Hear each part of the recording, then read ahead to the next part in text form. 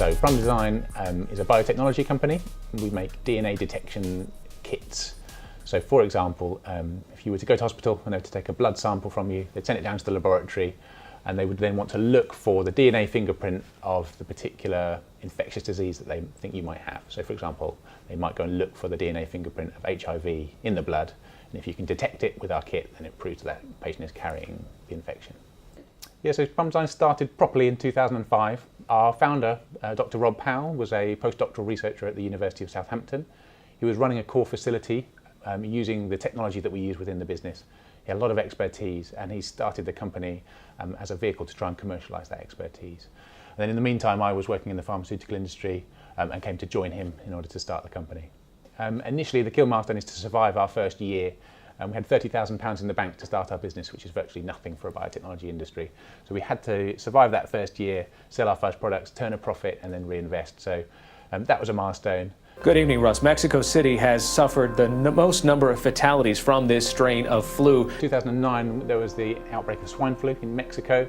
So we were able to develop a test for swine flu specifically within about 10 days of the outbreak. And we had kits on the front line being used in Mexico within that kind of time frame. So we had the world's first swine flu detection kit, which was a great moment for our PR and our profile globally. To date, we have around about 6,000 customers globally.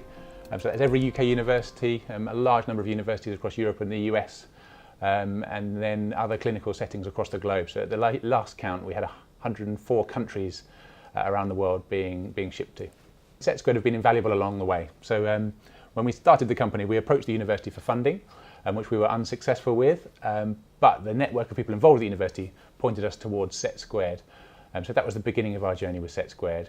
And then the very first thing that they did for us was to provide us with an office. So at this stage, my spare room was the office, and we were scrounging some laboratory space from the university. So just to have an office space to begin with was a crucial step along the way. And then along the way, essentially the mentoring has been very useful in helping us focus in on what's important for us as a business and professionalising our business. So we've attended business review panels on 2 occasions where a panel of relevant expertise is arranged for us. Will essentially critique and grill us on our business. It seems like a lot of hard work at the time and it seems unnecessary, but actually on reflection, it's helped us to really focus in on what's important for our business, which essentially has been to grow revenues. When you've got very little money in the bank, it's essential that you focus in on selling product, focusing on a fantastic customer service and a fantastic product so that we can sell things and then survive. So SetSquared were instrumental in helping us hone in on those priorities. The connection with SetSquared and UKTI has enabled us to access funding to attend conferences abroad. There are sources of funding that will contribute up to 50% of an overseas trip or an overseas conference or exhibition, and we've been successful in applying for that kind of money on a couple of occasions as well.